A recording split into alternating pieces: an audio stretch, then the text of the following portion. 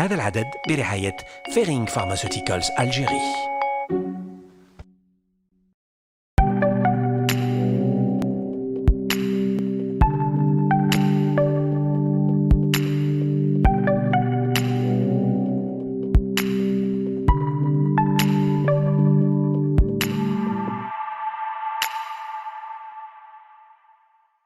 Salam, nous vous avons déjà parlé des généralités à connaître sur l'infertilité du couple, les différentes situations qui peuvent se présenter aussi bien chez l'homme que chez la femme. Parmi les solutions envisagées, en Algérie et partout dans le monde, la PMA, ce qu'on appelle la procréation médicalement assistée. Des centres spécialisés existent dans notre pays pour celles et ceux qui ne le savent pas.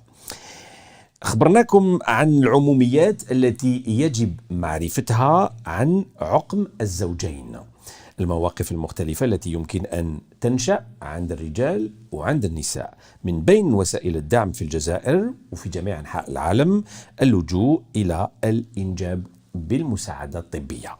توجد في بلادنا مراكز متخصصة في هذا الميدان. Aujourd'hui, nous allons vous expliquer comment fonctionnent ces structures, comment elles exercent sur le plan légal, comment sont accueillis et pris en charge les couples qui n'arrivent pas à avoir d'enfants. Et sur le plan biologique, comment se fait le suivi afin d'obtenir de bons résultats pour satisfaire les couples concernés. Deux invités, comme à chaque fois, pour nous expliquer tout cela, un gynécologue et un pharmacien biologiste. Bienvenue dans notre programme Éducation thérapeutique Healthy Healthy.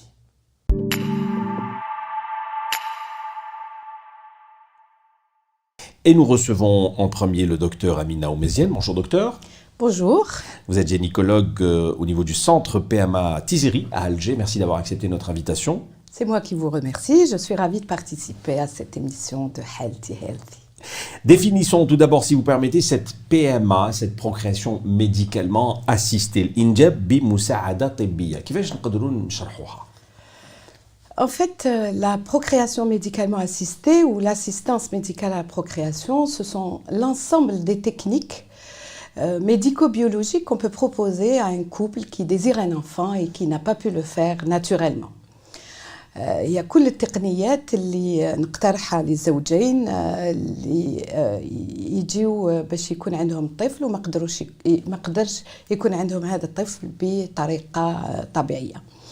هذه التقنيات متعددة ونقدروا نروحوا من الأسهل إلى مش الأصعب mais on va aller du plus simple au moins simple. Le plus simple étant l'insémination intra-utérine. Ensuite, on a la fécondation in vitro classique. Ensuite, on a la fécondation in vitro par ICSI. On a aussi la congélation des embryons, mais aussi la congélation des ovocytes et la congélation des spermatozoïdes. Plus encore, le diagnostic génétique des embryons. Voilà l'ensemble des techniques de PMA qui existent actuellement dans le monde et en Algérie, excepté le diagnostic génétique des embryons qui ne se fait pas encore. Un peu d'historique, docteur. En Algérie, dans le monde, il y a العالم, في الجزائر. Alors, il faut savoir que dans le monde, le premier bébé qui est né par ces techniques remonte aux années 78 et ça a été Louise Brown, un bébé né chez une maman qui avait un problème d'obstruction tubaire كان عندها انسداد في قنوات فالوب واقترحوا عليها بعد تجربات ونجحت في هذه المرأة هذه التقنية تاع التلقيح الاصطناعي وآنذاك كان التلقيح الاصطناعي الكلاسيكي. Donc ça remonte quand même à assez loin, plus de 40 ans. En Algérie, alors dans la région déjà, au Maroc, en Tunisie, en Algérie, ça a commencé dans les années 90. La première naissance au Maroc, c'était en 90. En Algérie, c'était en 91. En Tunisie, je crois que c'était en 96, un peu après. En Algérie, ça a commencé dans le secteur public et c'était au CHU Parnay. USND, voilà, Nafissa Hamoud actuellement, et c'était le docteur Mounir Ftouki, que je salue. C'était le père du premier bébé par fécondation in vitro à cette époque. Malheureusement, cette belle aventure s'est vite arrêtée avec les années, la décennie noire qu'a connue l'Algérie, et le docteur Ftouki a dû quitter le pays et l'unité de fécondation in vitro à Parnay a fermé. Et le flambeau a été repris par les structures privées dans les années 99-2000, et le premier bébé qui est né par fécondation in vitro ICSI, ça a été à Annaba. Annaba Clinique El Farabi était le premier centre de fécondation in vitro qui a ouvert dans les années 98, je pense. Et le premier bébé par ICSI est né en 2000 par Très bien. ICSI. Donc c'est un petit historique pour connaître un peu. C'est ça. Ensuite, les centres, depuis, ont vu naissance de plus en plus. Il en existe aujourd'hui combien en Algérie? يعني في بلادنا شحال كاين من مركز مخصص في هذا Il faut الميدان؟ savoir qu'il y a maintenant beaucoup de centres en Algérie. C'est vrai qu'au début, il y avait 2 ou 3, mais aujourd'hui, je crois avoir recensé 22. Et ils sont tous répartis est, ouest, centre et un au sud. Il faut dire que le centre a la grande part majorité. Voilà, il y a 10 centres actuellement. Et il y en a beaucoup en cours d'agrément. Donc, on aura d'ici peu peut-être une trentaine de centres de FIV en Algérie. Alors, que pouvez-vous nous apprendre du point de vue accessibilité à ce genre de thérapie, Yani, du point de vue coût, غالية ماشي غالية في مستوى تاع كل couple, comment vous pouvez nous expliquer tout cela? Alors, je pourrais vous dire que l'assistance médicale à la procréation existe bel et bien en Algérie depuis maintenant les années 2000, on va dire. Et malheureusement, ce n'est pas tous les couples qui peuvent accéder à ces traitements. Parce que c'est pas parce que la FIV est chère en Algérie, pas du tout. La fécondation in vitro en Algérie est l'une des moins chères au monde. Mais le coût de la FIV, si on le compare au SMIC algérien, on voit qu'il peut arriver à 6 fois le SMIC si on compte juste la technique. Donc c'est relatif. Mis à part les médicaments. Oui, c'est complètement relatif, même si on fait tout pour minimiser le coût, qui est déjà le plus bas au monde, ça reste quand même des soins, pour le moment, pas accessibles à tout le monde. Juste une petite partie peut arriver au centre de FIV privé. Maintenant, il y a un centre de FIV public, il n'y en a qu'un seul d'ouvert, et il ne peut certainement pas absorber la demande. Toute cette demande. Et pour ce qui est de la sécurité sociale, elle joue suffisamment Alors, le la jeu? sécurité sociale, il faut dire qu'il faut saluer le fait qu'en Algérie, nous avons été peut-être, par rapport aux pays de la région, le premier pays à rembourser les médicaments de la fécondation in vitro. Donc ça, c'est déjà un pas, parce que les médicaments coûtent très cher, mais ils sont pris en charge par la sécurité sociale, à condition, au bout de, en fait, on comptabilise 3 tentatives remboursées. Je parle bien que du médicament. Et la patiente ne doit pas être âgée de plus de 42 ans. Tout simplement parce que plus de 42 ans, elle a beaucoup moins de chances d'avoir une grossesse, et le coût sera un peu élevé pour la sécurité sociale si on incluait tout le monde. Mais la fécondation in vitro en tant que tentative n'est pas elle est remboursée par certaines mutuelle, voilà, mais pas par la CNAS, qui est le secteur de remboursement le plus utilisé par tous les Algériens. Donc ce n'est pas encore pris en charge, mais je crois savoir qu'il y a des ébauches vers une prise en charge d'une tentative ou... Donc ça peut évoluer rapidement vers ça. Théoriquement, ça devrait évoluer vers ça et ça rendrait service à vraiment pas mal de gens. Alors, que prévoit la loi en Algérie en matière de PMA? واش يقول القانون؟ القانون لازم كل واحد يعرف بلي هاد التقنيات وهاد المراكز اللي فتحت ما راهيش تفتح وحدها. Nous sommes vraiment autorisés à exercer par notre tutelle, le ministère de la Santé. Donc il y a un cahier de charge, il y a beaucoup de choses à respecter. Dont le ministère de la Santé veille, inspecte et donc chaque centre qui est ouvert, il doit obéir à certaines normes qui sont toujours, bien sûr, sous l'œil du ministère de la Santé comme la tutelle de notre activité. Par ailleurs, la loi. Alors, il existait une instruction ministérielle dès le début de l'activité de la PMA en Algérie. Cette instruction est restée au stade d'instruction jusqu'en 2018 et quand il y a eu la nouvelle loi sanitaire, il y a eu des articles de loi dans cette nouvelle loi sanitaire encadrant la PMA en Algérie. Et donc oui, il existe une loi qui encadre cette activité. Très bien. Une question du grand public que je vous pose tout de suite, docteur. Lors d'une PMA, manipule-t-on plus l'ovule ou les spermatozoïdes? Le plus ou les deux à la fois? Lors d'une PMA, je disais au début que la PMA, les techniques sont différentes. Par exemple, si on parle de l'insémination intra-utérine, on va surtout faire une préparation des spermatozoïdes. On ne va pas trop manipuler l'ovocyte puisqu'il sera toujours dans le corps de l'épouse, mais on va donner un traitement pour la stimulation ovarienne. Donc, manipulation au laboratoire, en cas d'insémination, c'est juste les spermatozoïdes. En cas de fécondation in vitro, ce sont les deux. En cas d'ICSI, ce sont les deux, les spermatozoïdes et les ovocytes en même temps. كل تقنية يكون تكون الحالة تفرق بين l'insémination, la fécondation, la congélation embryonnaire, par exemple. On ne manipule que l'embryon, voilà.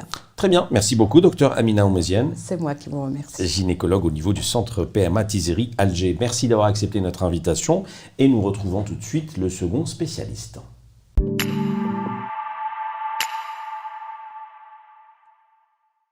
Et nous recevons à présent le professeur Nedjia Bouski. Bonjour professeur. Bonjour, je suis ravie d'être parmi vous aujourd'hui. Tout le plaisir est pour nous. Vous êtes pharmacienne biologiste au niveau du même centre Tizeri, pharmacienne biologiste du centre PMA. Alors, nous venons de faire le point à l'instant avec docteur Oumeziane sur un certain nombre d'aspects, les centres qui existent en Algérie, la problématique de l'accessibilité, le volet législatif, remboursement et tout cela. Voyons un peu avec vous les spécificités des centres. En quoi réside leur particularité? Oui, l'installation d'un centre de PMA doit prendre en compte non seulement les impératifs qui sont propres à la réglementation en vigueur dans notre pays, comme vient de le souligner le docteur Oumeziane, mais également certaines spécificités de cette activité. Il faut des locaux appropriés, il faut un contrôle rigoureux de la qualité de l'air dans les laboratoires, il faut un matériel spécifique, un matériel qui évolue et donc être vraiment à la pointe des dernières technologies. Il faut une équipe pluridisciplinaire qui est compétente, une équipe clinique, une équipe biologique, une équipe paramédicale ayant bénéficié d'une formation en PMA, une formation maîtrisée et continue, mais surtout une équipe à l'écoute des patients, une équipe qui a un bon contact avec les patients. Le côté humain est très important dans ce parcours. Parce que le patient a besoin de professionnels de la santé qui les écoutent, qui sont attentifs. Absolument, parce que c'est un couple qui est stressé et dans ce parcours, il doit quand même trouver une oreille attentive, c'est très important. Et dernière condition, il faut une organisation de travail, une démarche qualité qui va donc analyser, gérer les différents problèmes qui peuvent se poser, Tout comme d'ailleurs il existe une pharmacovigilance, on devrait mettre en place une PMA vigilance. Et surtout une organisation du flux que vous recevez. Absolument. Parce que vous recevez Voilà, quand même toute du une monde. organisation, une démarche pour les risques. Il y a des risques dans cette discipline. Il faut vraiment une démarche qualité. C'est très important. Alors, professeur, on parle aussi d'une hygiène irréprochable, d'une qualité d'air à l'intérieur du labo. Vous allez nous expliquer tout cela, c'est un peu votre domaine. Oui. Et on voit bien que certaines conditions doivent être scrupuleusement respectées. Oui, tout à fait. Pour la qualité de l'air, effectivement, l'air de l'extérieur qui arrive dans le laboratoire doit être filtré. La filtration a pour but d'éliminer les germes de l'air, les particules chimiques, les composants organiques volatiles, qu'on appelle en fait des polluants, qui sont néfastes pour le développement embryonnaire. Lors de Et la toutes ces manipulation, tout doit être... Absolument. L'air qui pénètre de l'extérieur vers le laboratoire doit être filtré. C'est important. Et toutes ces conditions en fait, que je viens d'énumérer sont très importantes parce que ça conditionne les résultats d'un centre de PMA en matière de termes en taux de succès. Donc, ces mesures d'hygiène sont vraiment draconiennes. Très importantes. Très importantes. Irréprochable. Irréprochable. Ouais. Alors, visiblement, le matériel nécessaire aussi est un peu complexe. C'est un matériel, une technologie de pointe. Il y a une évolution, surtout à chaque fois. Ça évolue très vite. Tout à fait, oui. Oui, on a un matériel qui est spécifique et un matériel, comme je l'ai dit, qui évolue. Et il faut être à la pointe, si on veut améliorer nos résultats dans un centre, il faut absolument être à la pointe des dernières technologies. Les incubateurs qu'on utilisait il y a à peine une dizaine d'années ne sont plus recommandés maintenant. Les incubateurs Ils sont dépassés un peu. Absolument, ne sont pas recommandés. Disons qu'on peut encore les utiliser, mais ils ne sont pas recommandés. Les incubateurs récents respectent mieux les conditions de culture des embryons. On est passé des incubateurs où on ne contrôlait que la température, qui doit être bien sûr de 37 degrés, la teneur en CO2. Le CO2 est très important pour le développement des embryons. On est passé à des incubateurs trigaz, où on a inclus donc une certaine teneur en oxygène. Il y a aussi des incubateurs qui ont été développés ces dernières années, où on pouvait suivre la croissance des embryons grâce à une caméra. Donc il faut vraiment, tout ça c'est pour augmenter le taux de succès. Bon, il faut être quand même très prudent parce qu'il y a effectivement des avancées, des progrès technologiques, il faut attendre que ça soit validé. Des équipements coûtent parfois très très cher par rapport aux bénéfices que l'on peut en tirer. Et les résultats sont plus rapides avec les équipements d'aujourd'hui ? Non, la qualité des résultats. Oui, on augmente, on améliore les chances de succès. Pour les incubateurs, par exemple, maintenant qu'on fait des cultures prolongées et qu'on va jusqu'au 5e ou 6e jour de culture, des embryons, pour mieux sélectionner les embryons que l'on va transférer, il est important d'augmenter le nombre d'incubateurs pour éviter les ouvertures et fermetures fréquentes des incubateurs. D'accord. Alors, professeur, pour ce qui est du volet biologique, je crois savoir qu'il existe plusieurs techniques de PMA. Essayez de nous expliquer ça le plus simplement possible. Oui. En fait, deux grandes techniques existent. C'est l'insémination intra-utérine et la fécondation in vitro. Bien sûr, le choix entre ces deux techniques bien sûr, dépend des conditions du bilan de fertilité du couple. L'insémination intra-utérine consiste à récupérer le sperme, le traiter pour sélectionner les spermatozoïdes les plus mobiles et à l'injecter dans l'utérus de la femme le jour de l'ovulation. C'est la technique la plus ancienne, la plus simple et la moins coûteuse. La fécondation in vitro consiste en fait à reproduire dans le laboratoire ce qui se passe dans les trompes de la femme. Deux variantes de cette technique de fécondation in vitro, c'est la fécondation in vitro classique qui consiste en fait à sélectionner le sperme comme pour l'insémination et à le mettre par contre au laboratoire dans une boîte, donc autour d'un ovocyte. Et la fécondation se fait naturellement, donc contact entre spermatozoïde et ovocyte. Voilà. Par contre, la deuxième variante de fécondation in vitro qui se fait au niveau du laboratoire, c'est ce qu'on appelle l'ICSI. En fait, consiste donc à injecter le spermatozoïde directement dans le cytoplasme de l'ovocyte. Voilà. Donc, le choix entre la fécondation classique et l'ICSI dépend des paramètres du sperme cette technique d'ICSI a révolutionné d'ailleurs le traitement de la Ça fertilité n'a rien à voir masculine. avec l'âge du coup. Non, c'est plutôt les paramètres du sperme. Vous savez qu'avec cette technique, il suffit de quelques spermatozoïdes mobiles pour obtenir des embryons. Donc l'ICSI a quand même révolutionné Le monde de la PMA. l'infertilité masculine, le traitement de l'infertilité Parce qu'il faut masculine. le rappeler, Voilà. quand on parle d'infertilité, c'est l'homme et la femme. Absolument. Ça, vraiment, il faut l'insister. À côté donc de ces deux grandes techniques, il existe des techniques complémentaires telles que la congélation des ovocytes, la congélation des spermatozoïdes pour des raisons médicales, juste avant un traitement par chimiothérapie par exemple, ou bien on peut aussi congeler le sperme du conjoint quand il y a, avant la tentative d'ICSI, quand il y a des difficultés de recueil, qu'il y a une panne ce jour-là, que le patient le souligne, et ben on peut le ramener avant et congeler son sperme.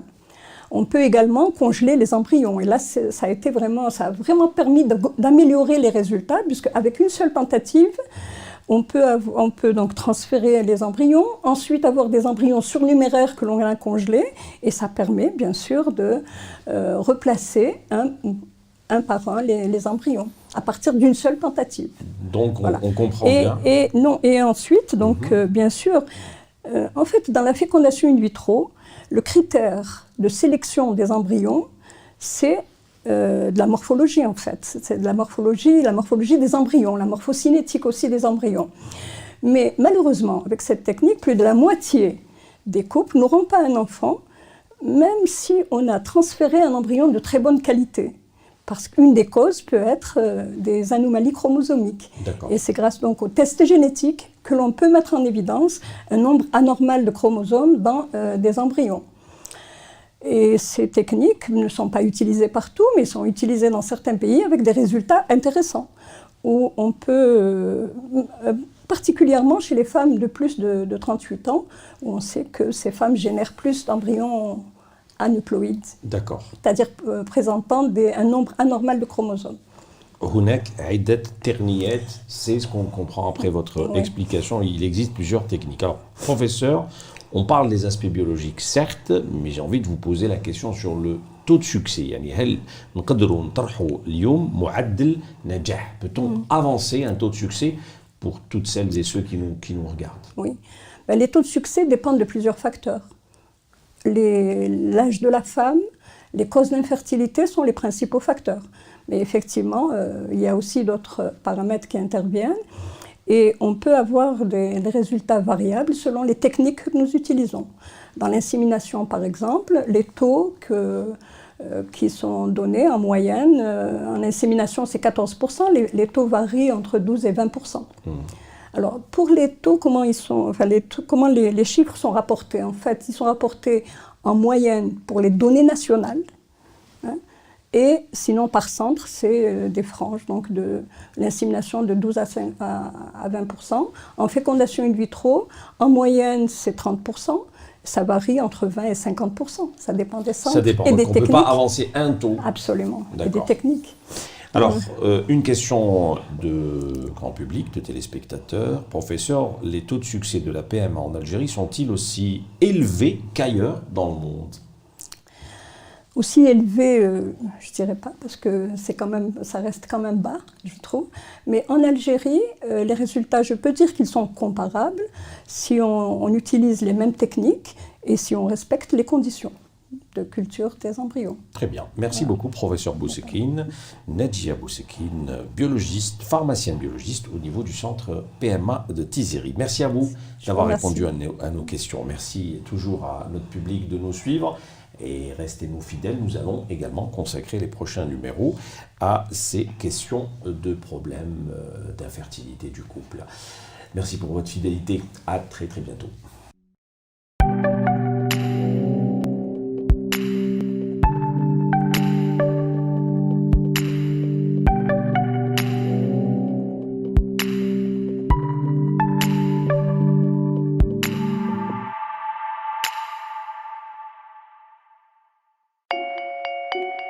هذا العدد برعاية فيرينغ فارماسيوتيكالز ألجيري.